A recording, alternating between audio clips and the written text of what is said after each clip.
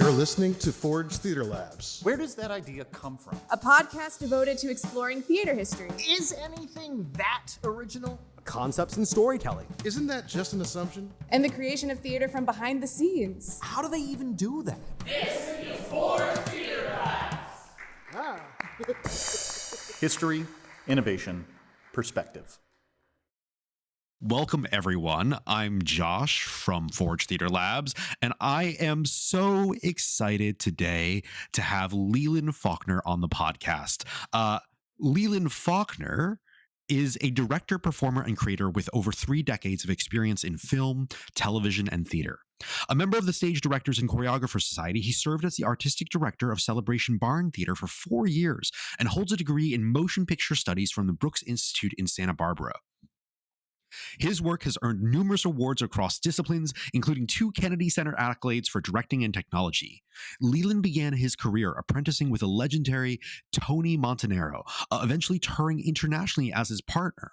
Since then, he has developed and directed original work for a wide range of performers, mimes, vaudevillians, storytellers, and more, with credits that include ensemble shadow theater and main stage productions like One Man, Two Governors with the St. Louis Repertory Theater. In addition to his stage work, Leland has an accomplished media career. He has produced and edited news magazines and documentaries for City TV 18, earned a Cine Eagle for his short As Luck Would Have It, and won the Maine film competition with his digital film King o' Cats. Most recently, he's been teaching students to craft silent films with comic and physical narratives through the Very Physical Comedy Institute. Whether on stage or screen, Leland thrives on creating bold, character-driven stories and helping others to do the same. Welcome, Leland. Wow. Thank you, Joshua. 30 years, it just doesn't feel like it's been 30 years of touring and performing, but I guess it has. Never feels that much, right? Like it never feels, time goes so quick in theater. Which I guess, you know, in this retrospect, I would ask you, how did you first fall in love with theater? Like, what was your first introduction to theater? My first introduction to theater was as an altar boy, of course, in the Catholic Church, which is, you know, one of the most theatrical forums there ever has been, I think. And I would wake the audience up at communion time with my bell and perform my role as an altar boy. But also I got a chance to experience an amazing thing at the Catholic Church where I was. Well, it wasn't Catholic; it was an Anglican church in Tanzania, East Africa. My mother was a staunch Catholic, but the only church nearby was the Anglican one, which was close to our house, and that was an amazing experience. As a boy, I remember that they staged the play Barabbas, which is about a thief who was also crucified and then released next to Jesus. And they actually, you know, they put up a cross in the middle of the church with a live person on it, and they had all this choreography, and they had chorus, and they had all these elements. And that stuck with me. So many of us, right? Sorry to interrupt. Like, I absolutely agree. So many of us, our first experience with theater, even though it seems like that theater and church are often at odds with each other, is church. That was my first role ever. I played Jesus, had cotton balls for the beard, right? Had the long hair wig and, you know, did the crucifixion scene. That was my first exposure to acting. You know, it was a silent, movement, right? And with narration, but I think it's so fascinating that it's become, right, part of that. Has that influenced your work in any way? Well, of course, the idea of ritual, you know, the idea that theater has this element of ritual in it. So that certainly is part of it. And also, that was my first experience with the idea that there's this story structure to things, you know, and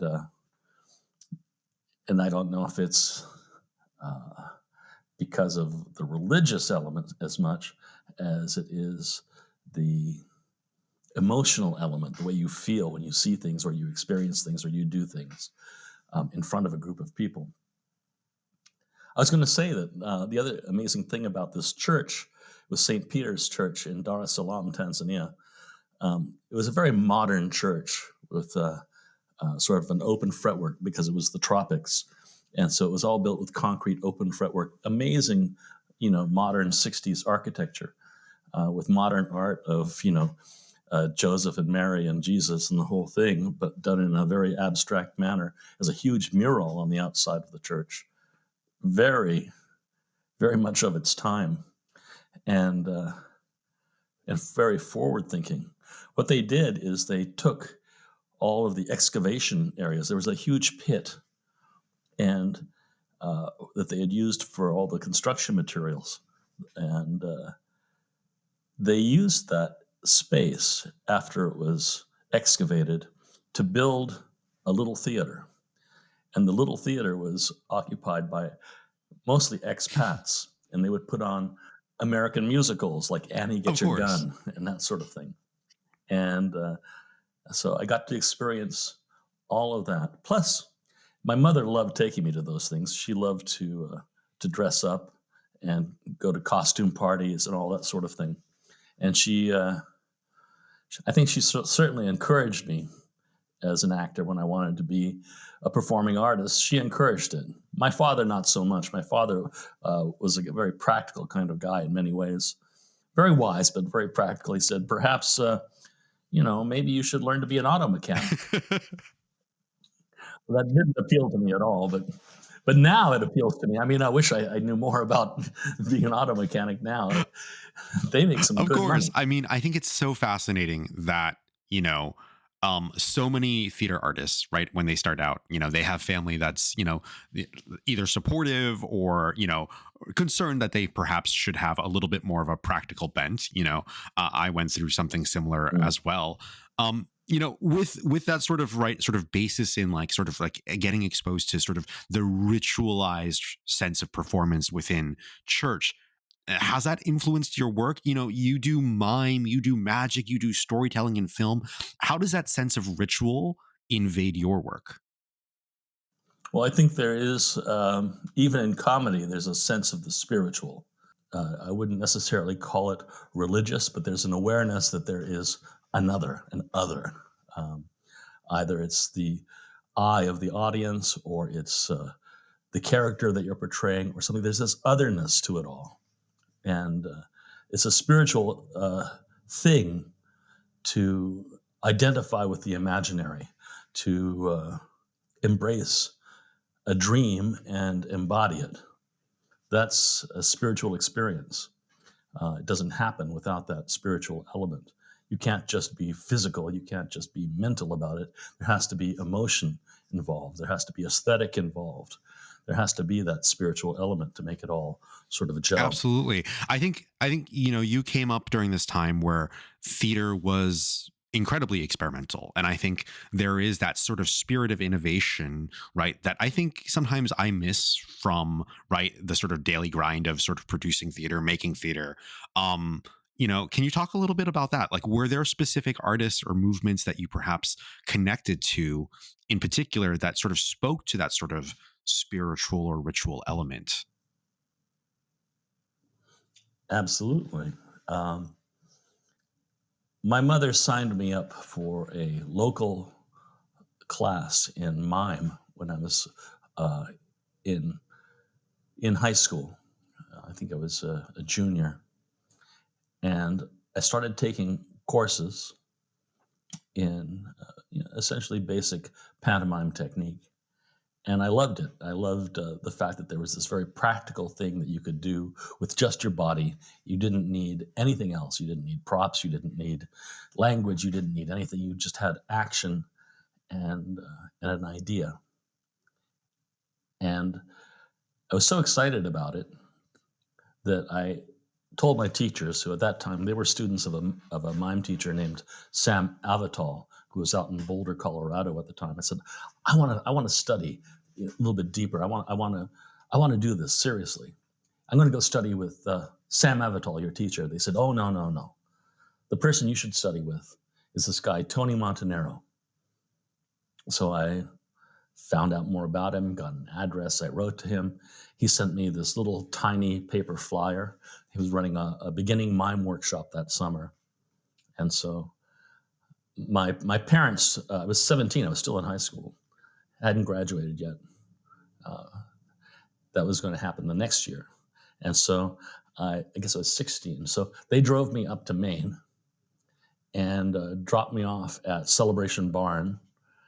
And I remember my mother crying as she waved goodbye, and and Tony was like waving at them and sinking slowly into the field in tall grass, a little pantomime goodbye, and and it was a real awakening. I'd never seen anyone like Tony before. He was transforming in front of us. I mean, really transforming, becoming other things, becoming animals, becoming other people, other characters. Just standing there, he would transform. And I wanted to know how he was doing that magic. You know, that kind of transformation, that kind of believable transformation was unbelievable. So slowly over time, you know, we learned the techniques. We did all kinds of drills in the morning. And this was only a 2-week session. And it totally started to mess with my perception of the world. I became obsessed. And so I went back the next summer after that. I graduated from high school.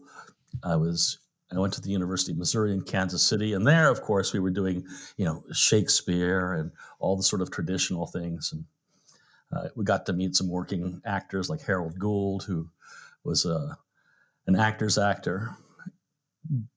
But it was Tony's charisma and the way that he was able to embody and improvise that to this day, I really haven't seen anything like it.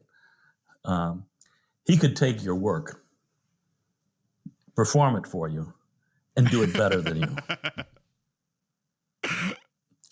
And if you don't learn from seeing that happen, you're just a dullard.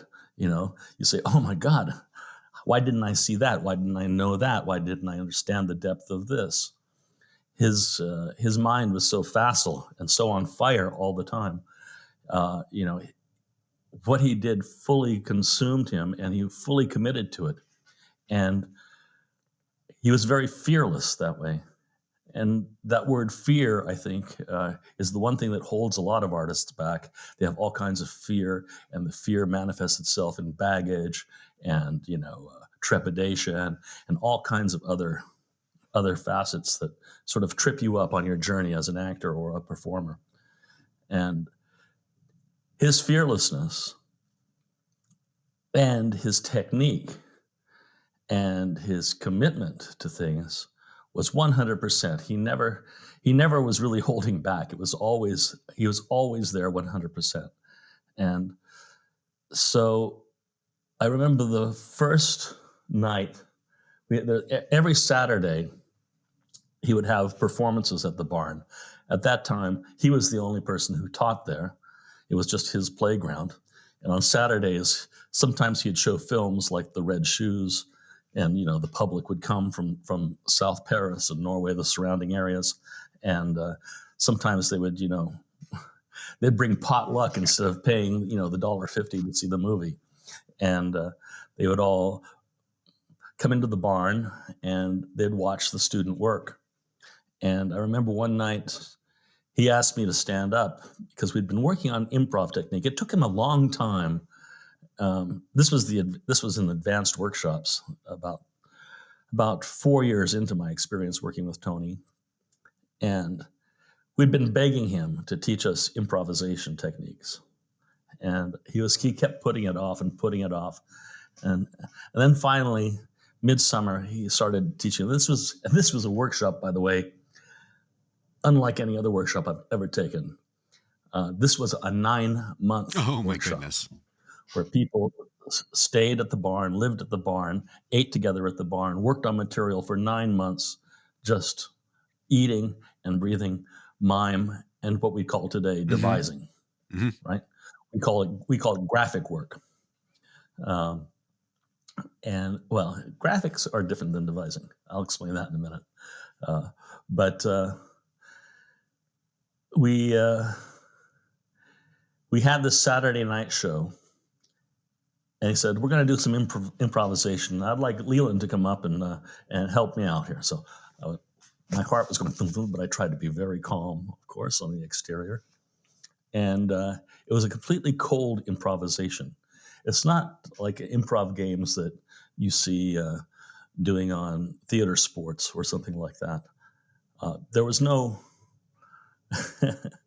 there were no safety rails, right? He simply said to the audience, he said, "Start stomping your feet." Okay, let's go, Lee. So I was listening, and the techniques were very simple. It was like, listen, don't move, do nothing until you really feel you must. Right? And then when you do it, buy it completely. Allow it to accumulate.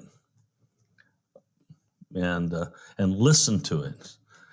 Don't try to control it. Let it tell you what to do. These were sort of the basic precepts. And I still have video of that. Karen Montenero actually gave me video of that night. I'll never forget it. I have it. Incredible. You'll have to share it with me afterwards, and then I'll add it to our footnotes as a reference if we can upload it somewhere. Sure. It was such a big risk for a young guy at, I think it was 18, improvising with the master. You know, this sort of thing doesn't happen today. You don't have these master apprentice sort of relationships anymore. That's something that happened in the Middle Ages. Sure, of course. And that's and I think because of his passion, that passion sort of got translated to me and really like built the foundation of my love for theater.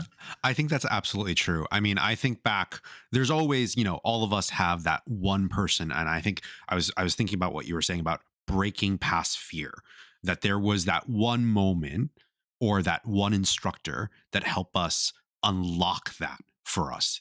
For those of us who continue to pursue it as a career, I think there is that moment. For me, it was a combination of learning Grotowski and voice and speech techniques. Right. There was that moment that was that sort of synthesis of those two moments with two different instructors that kind of connected me as an actor and made me realize, oh, I can do this. And it wasn't until that moment, up until that point, I think, I'd studied Meisner, I'd studied Strasberg, I'd studied all these other things. But for my body, it just I wasn't inhabiting the character until I found my ability to do that.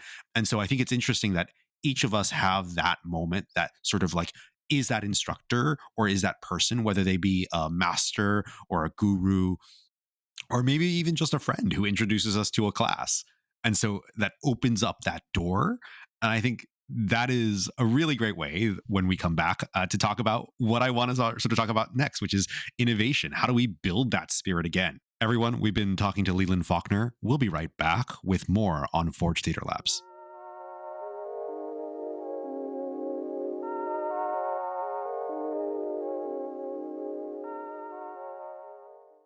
Hey there, Josh Shu here. If you've been enjoying our episodes and the stories we bring to life, there are a couple of easy ways that you can help us keep the fire burning. First, hit that subscribe button wherever you're listening so you never miss an episode. And if you want to take your support to the next level, you can buy us a coffee or even join our Patreon, helping us create more bold, design-forward, and innovative theater experiences. You'll find all the links on our website at forgetheaterlabs.com. Your support, whether it's a subscription, a donation, or just sharing the show with friends, makes a huge difference. Thanks for helping us forge ahead. At Forge Theater Labs, we want this podcast to be as collaborative as it was when we created it. That's where you come in. Have an idea for a future episode, a guest you'd love to hear from, or just thoughts on how we can make the show even better? Feel free to email us at info@forgetheaterlabs.com. Your voice shapes the stories we tell, so don't be shy. Let us know what you think.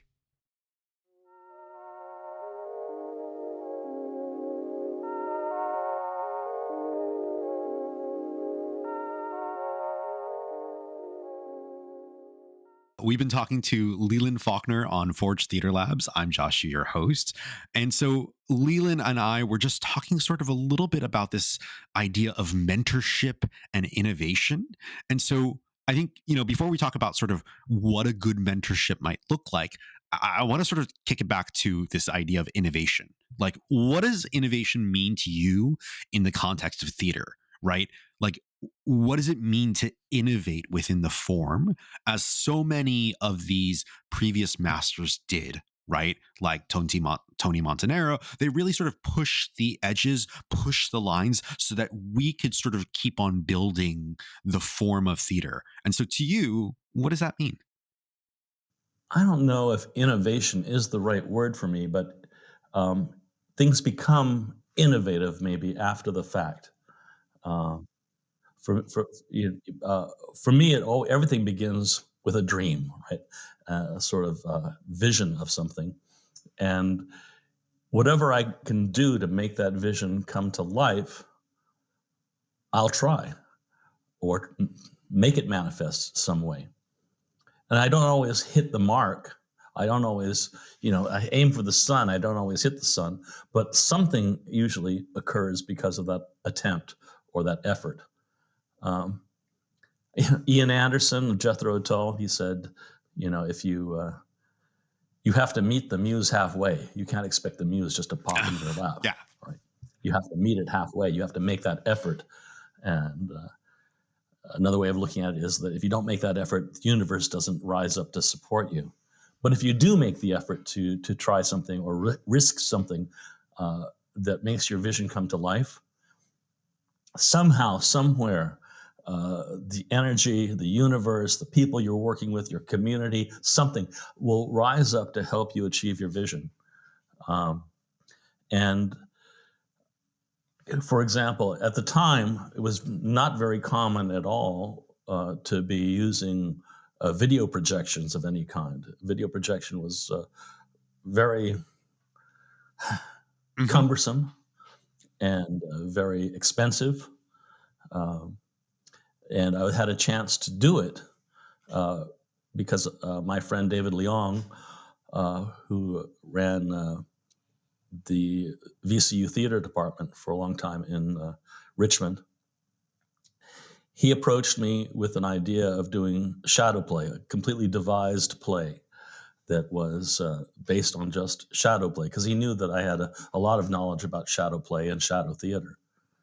And so I took that opportunity to create not just shadow, but also video projections that interacted with actors. And at that time, no one was doing that kind of work. And we did a lot of flashlight theater with flashlights on screens and actors in front of the screen interacting with them. We did a lot of work with animations and actors interacting live with animations. We created a sort of Jungian landscape for that with an actor that separated from his own shadow, fought with his own shadow, and then the shadow started to transform into different environments and worlds. And at one point, he goes underwater, and the shadow becomes a fish. And as he tries to touch it, it becomes this monstrous fish. And he tries to swim, and he swims down to the bottom of this water, and he pulls the plug, and it spins out like this. And we tried to use all these sort of Jungian archetypes to make the story, and it worked really, really well. The use of a shadow play to make a whole evening had never really been done on that level before. I think it was like 2016. I can't quite remember, but I think it was 2016. The best and most innovative part of that, I think, was that the actors started realizing that they were not just actors. They were dancers, they were mimes, they were puppeteers, they had to create choreographies, they had all these roles that up until then they would never have had a chance to do as an ensemble. Most college productions were all scripted traditional style plays where you have like maybe 5 to 6 characters, and they all interact in some sort of social structure. This wasn't like that at all. This was not literal. This was an abstract world of shadow, which could become anything. at any Absolutely. time. I think that, a lot of times when we talk about innovation with theater, it really is a reminder, a callback to the idea that theater is an interdisciplinary form. Right. And that's something that resonates to me Yeah. is that, in all my conversations, it's always like hey, remember, theater is founded on the interweaving of different forms. And why should it be when we're trying to push it, we're trying to sort of incorporate other forms, other mediums, other ideas that lead us into new ideas, into new discussions. I'm thinking of, something that I read about a Broadway play, which is they started integrating sort of AI generated backgrounds into their performance. And, however you feel about AI, that is innovative in a certain context because we are incorporating new technologies, new ideas, right? And displaying them together and seeing how they intermesh with our humanity, so to speak. And so that is something I'm very passionate about, is finding new ways to sort of find to make theater even more interdisciplinary. But I do think that the experimental stuff tends to be it's on its sleeve, right? Like we wear that interdisciplinary elements on our sleeve. We bring that to the audience. We show it to them to engage them in a certain way. And your shadow puppets sound Oh, just yeah. like that for its time. That sounds so exciting. I can't wait to see the video of this. Yeah, the world of mime has always been eclectic since its inception of it, I suppose. The original mimes were not necessarily silent. They spoke poetry. They incorporated masks. They did all kinds of things. They put on animal skins. They did all kinds of things. Not the specialized sort of form that people think of today as incorporeal mime or illusion pantomime. By the way, just so you know, that this illusion of the wall was invented by Tony Montanaro. Oh, fantastic. And, Incredible. Yeah, and after he's the one who created what is now a cliche. See, the thing about cliches is that they were innovative and they were original at one time until they became imitated ad nauseum. Absolutely. And that's what happens. When something becomes popular, it becomes another animal. The mime techniques, in fact, have become an intrinsic part of hip hop and pop locking and dance today. And many of the dancers who use the techniques of isolation and separation have no idea about its history. Although a few do worship Robert Shields, and his robot. Absolutely. I think it's really fascinating. I want to sort of jump on that idea that, that the innovation, once repeated too many times at a certain point, can become cliche or even ingrained within our consciousness to the point where we don't recognize its history. Right. And I think that's part of our mission here at Forge Theater Labs. Like, that is our mission, is to sort of bring that to light, to resurface that. So I love the idea that the sort of pop and lock, the sort of different elements in the robot dance all originated in a theatrical context, right? Somebody else took it from a different medium and went, you know what, I'm going to borrow that, take that and make that my own. And that, I think, is at the heart of innovation, right? That's what keeps us moving forward. Yeah, it's a transformation of something that grabs you, either grabs your imagination, grabs your spirit, and so you have to imbibe it somehow. And whenever you do that, it goes through that filter of you and becomes something different, something new, something other than what it was. Mime is very eclectic. It always has been. So I blend a lot of different techniques into what I do. But at the heart of it, the very, very heart of it, is the physicality, the mime and the movement. Even if I do amazing, magic tricks, or if I do a shadow play, at the heart of it is the physicality of what's happening, either of the characters or of the action. In the physicality is the most basic communication, with either by communicating the plot or by interacting with the audience. That physical movement, that physical action, is the key. It's the foundation, in my opinion, of performance. Yeah, absolutely. I think that idea of like, and I think mime in particular lends itself, right, in the importance of balancing clarity with experimentation, right? There is something about, the recognition of the physical movement, even in an abstract context, that there is this plot that's being presented. There is this sort of story that's at the heart of this experimentation that we're seeing. And I think that's something wonderful that we've seen when we balance experimentation and clarity. I think that's something that, it's not always the case, but I find that sometimes I have done shows where I've probably gone off the deep end a little bit, and an audience member went away and be like, "What happened there?"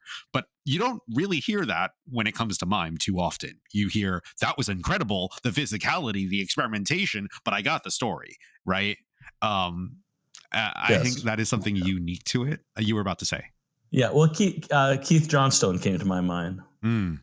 He's and the reason that he did is because he told me once that, Leland, the audience, they're just waiting. They're waiting for the actor to transform. And I realized, when he's told me that's really, really, really true. They're waiting to see that transformation occur in that actor, in that performance. If it doesn't occur, somehow they're very disappointed. I think that's absolutely true. I think, in an age of celebrity, of personality, right? I think that's something that theater can offer, is that if we don't have celebrities, if we don't have that, we still have that sort of spirit of transformation, or at least, right, sort of, right, getting the audience to buy into our illusion. Have you ever recognized, and this is a good question, just because, I typically work with intimate audiences. Have you ever recognized when the audience isn't buying in, right? Like, you're in front of that audience. You can see that skeptic sitting in row 3, seat A3, just saying to you, no, like arms crossed. Like, what is your reaction in that moment? Because I have found, I have my own sort of opinions, but I have found that I am actually working extra hard the moment I see that happen. I guess I have a very thick skin, like a rhino, having been through almost every situation you can imagine. If you don't fail, first of all, you're not doing it right. And you're not growing. And you're not really risking anything. And when you do fail, you learn an immeasurable amount. You know what road not to go down. You know how to build towards something that works with an audience. If you don't fail, you're just treading water. You're just treading water. You're not going anywhere. So Of course. mostly in my younger years, I've had that happen. But occasionally I work my daughter went to the school system here. And so occasionally I'll work as a substitute teacher. And and the hardest audiences are 6th grade as a substitute teacher. I mean, I think of substitute teaching as sort of a performance as well. But they also don't lie. Right? So if I do a little magic trick, they will swarm me. And I have to be very careful about when I do it, because they'll be asking for more. And if I make the mistake of falling into that trap, they will grab my hands, put their hands in my pocket, whatever it is, to try and figure out how I created the illusion for them, and ruin it, and the whole thing would fall flat. Yeah. So I know not to go down that path because I've been down that path once, right? And it's the same in performing and creating material. You have to risk and you have to fail. You have to, but you don't want to be doing it on opening night when the critics are there. Right? It's what you do in studio, in the devising, improvising, and creative process. You fail as much as you possibly can, or at least I do. I try to take things in every possible direction I can. I try to find out every bit of articulation that I can. I try to explore the boundary of things, and then I can bring it back. Then I can bring it into a performable realm. I think that's so important, right? Is that we often hear this sort of like this maxim, oh, you must fail in order to succeed. And then, what does that mean?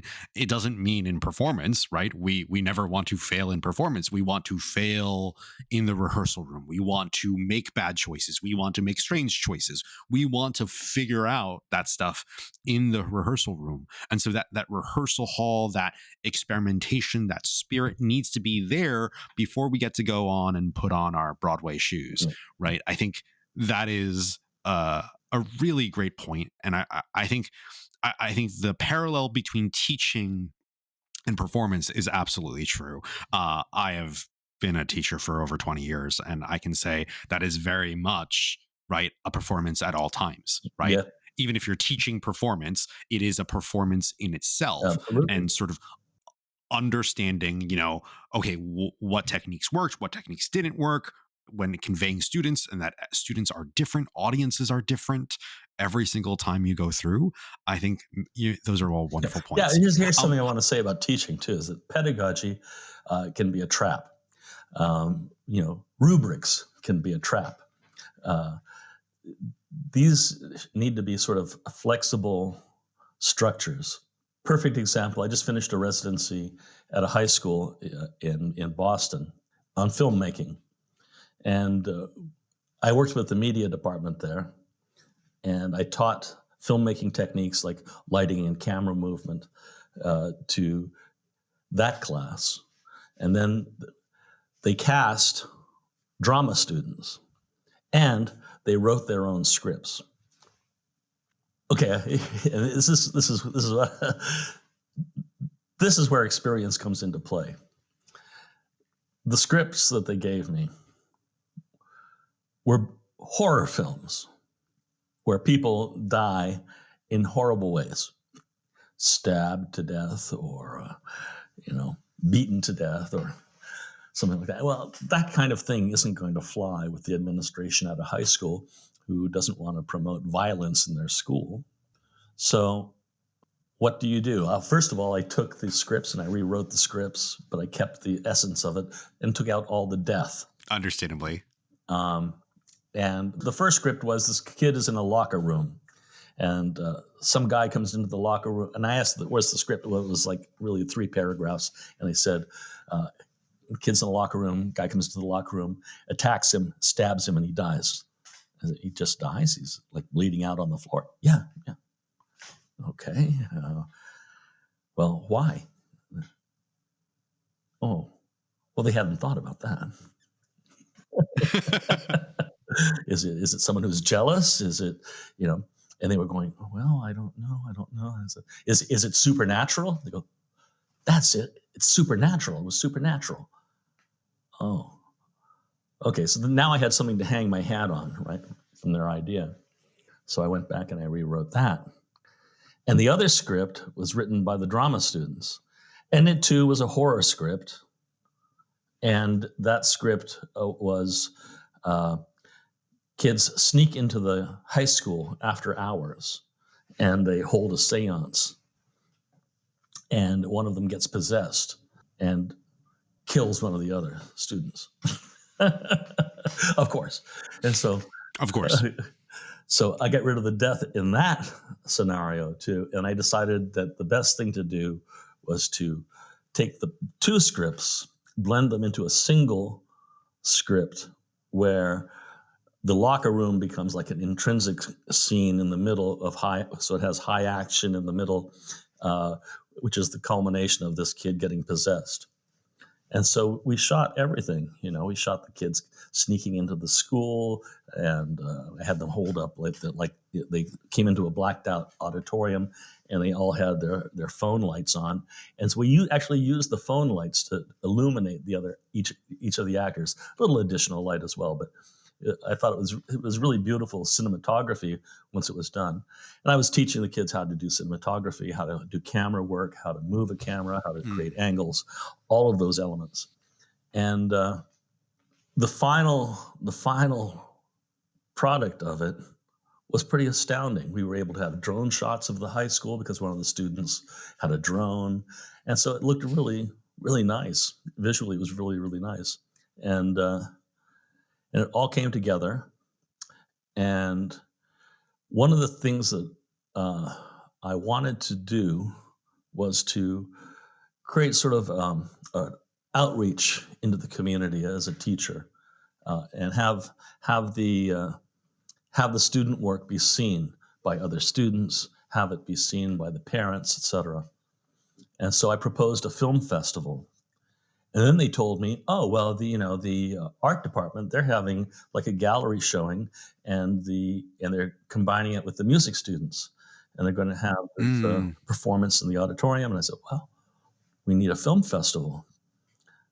Can our film festival be part of this event?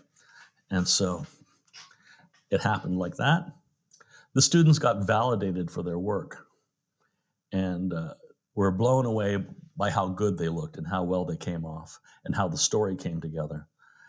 Now, a teacher, I felt pretty invisible at the end of it, right? Because it was, I felt almost invisible at the end of it, which is great. But the experience for them was validating. One girl was such a good actor. She didn't even know how good she was. And she was thrown into the role at the last moment. I'd actually cast her in the crew as a stunt director. And I was going to show them the choreography, and she was going to direct the choreography for the stunt, which was a fight scene where someone gets a towel wrapped around their neck and gets dragged down a hallway and knocked out. But they don't die. I really do think that in terms of theater education, in terms of film education, art education, right? Yeah. In the past, you and I came from a generation of gurus, masters, right? And some of them were horribly cruel. Some of them were invalidating. And sort of to hear that sort of transformation, that what we took away is that the next generation of theater makers, what we need to do to inspire them is to validate their art and to show them that pathway to that next level. I've been talking to Leland Faulkner. This is Josh from Forge Theater Labs. We're going to take a quick break, and we'll keep on talking about how we inspire the next generation of theater makers. Be right back.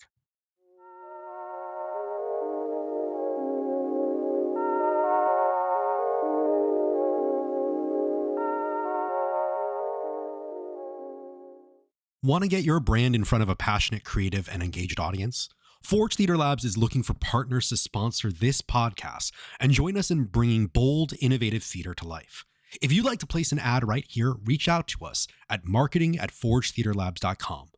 It's a simple, powerful way to support the arts while sharing your message with listeners who care about creativity and community. Again, that's marketing@forgetheaterlabs.com. Let's build something extraordinary together.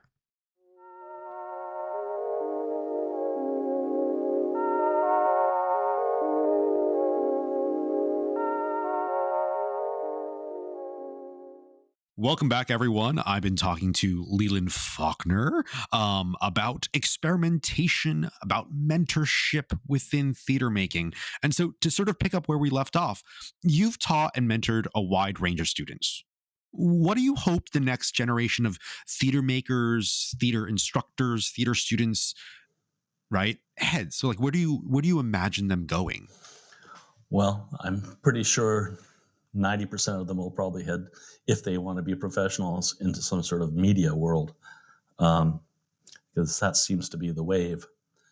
But I hope that the love for live performance is the one thing that they walk away with and that they return to.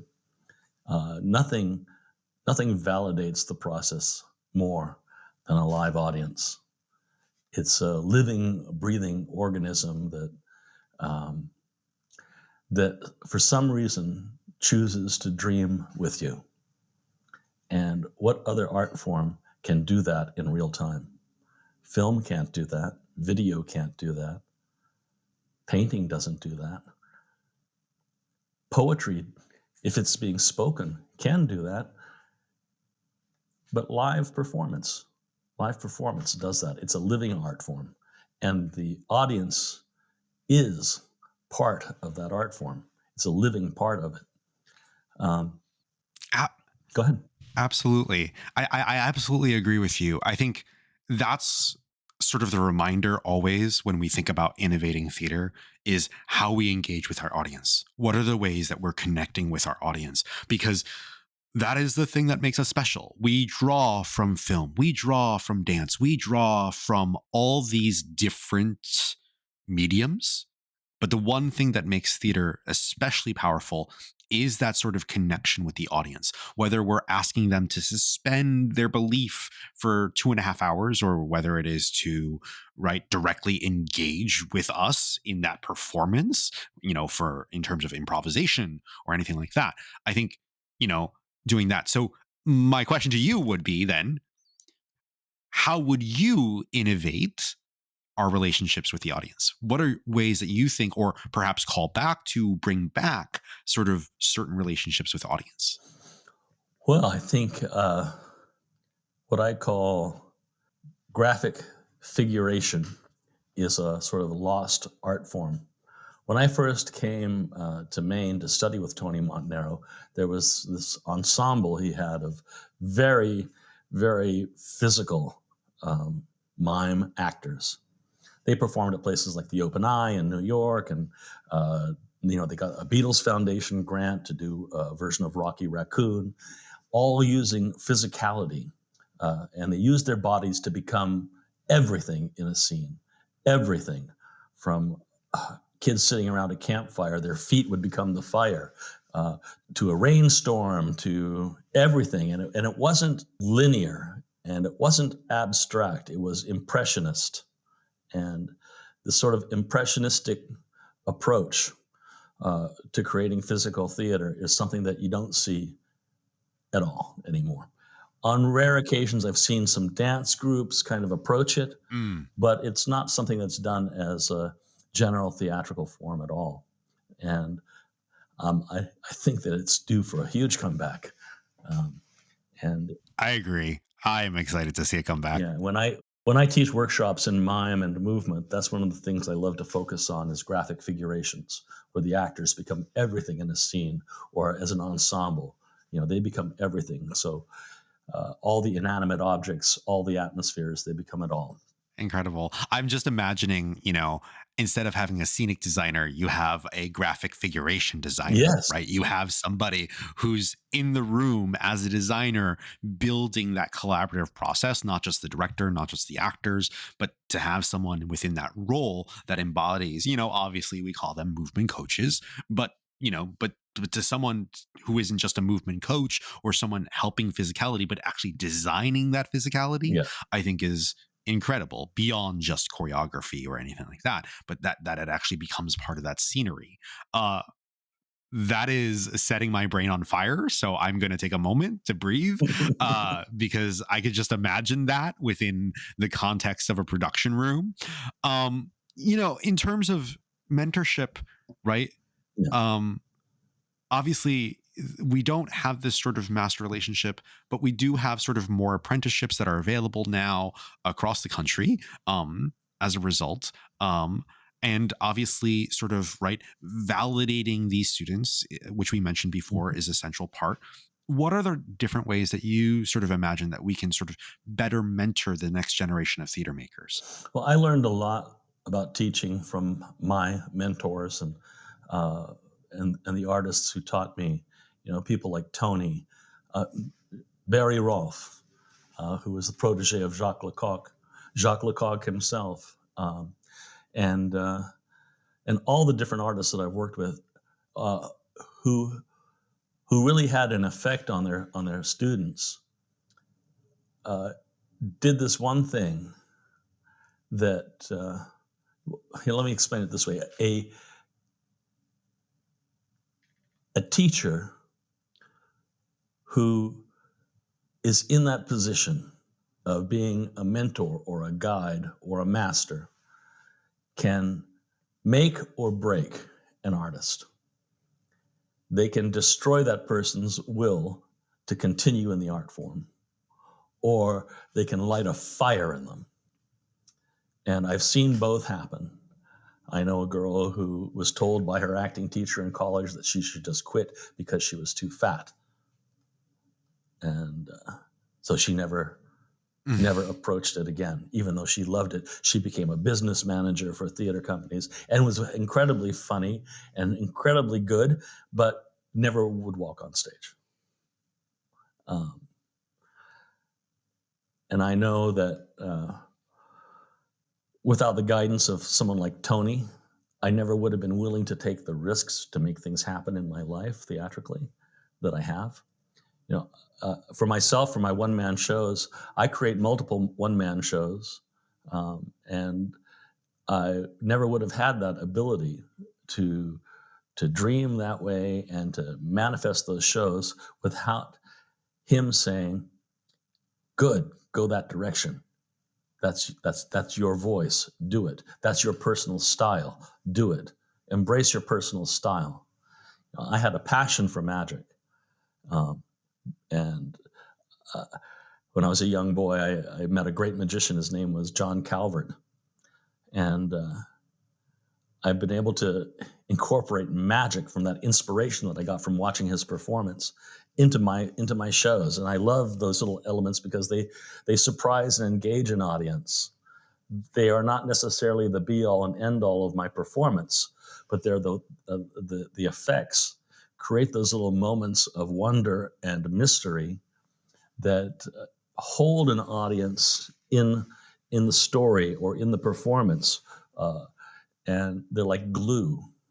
And I have to tell you a little small side story is that this man, John Calvert, 40 years after I saw him perform as a 10-year-old boy in Africa, I met him again in Boston.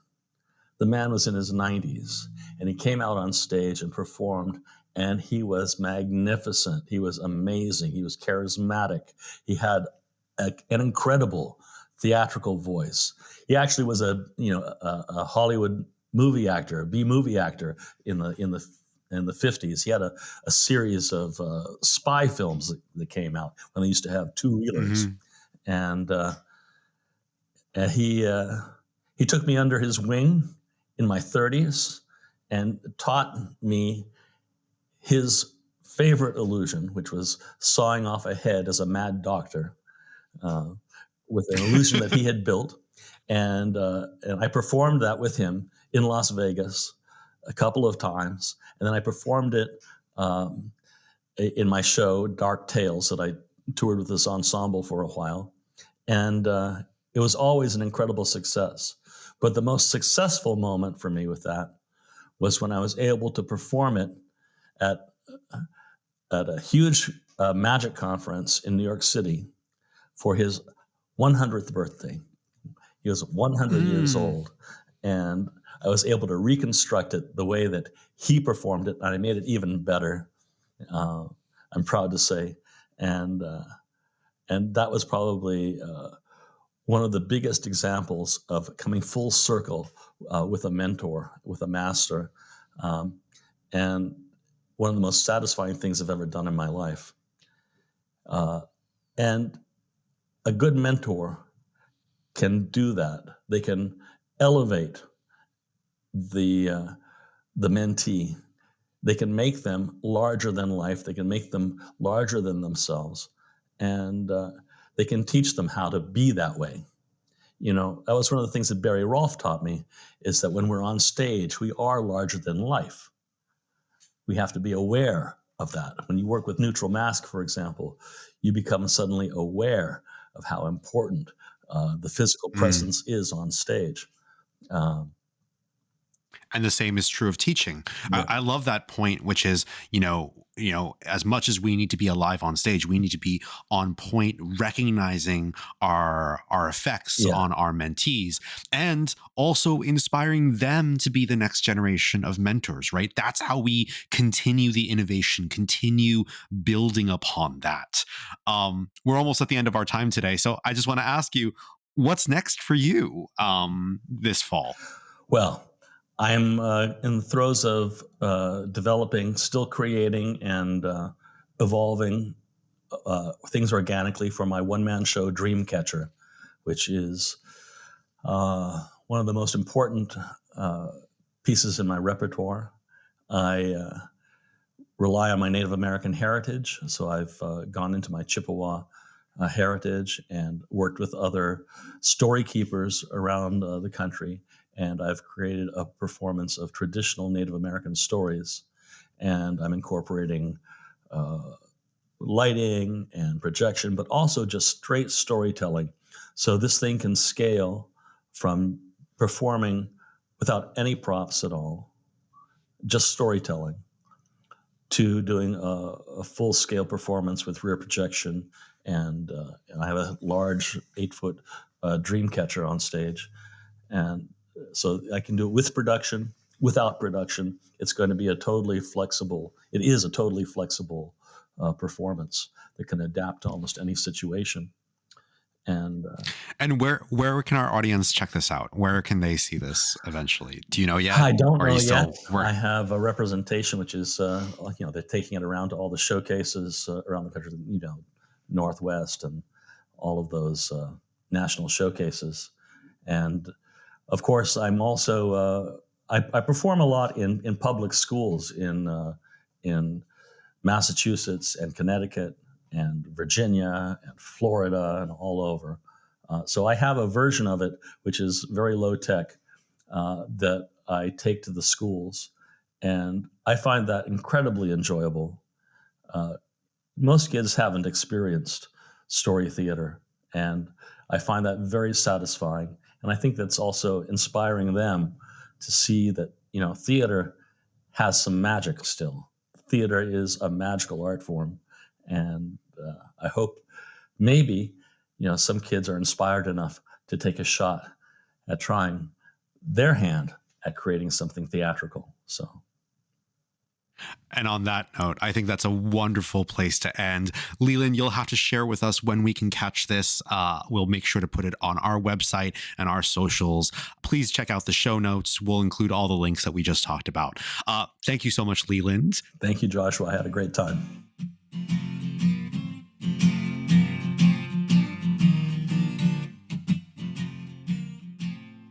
Forge Theater Labs is produced by Josh Shue. Audio production by Sam Rappaport. Intro drum beat by Dave Register. Incidental music by Super Order. And closing music by Corey Melanson.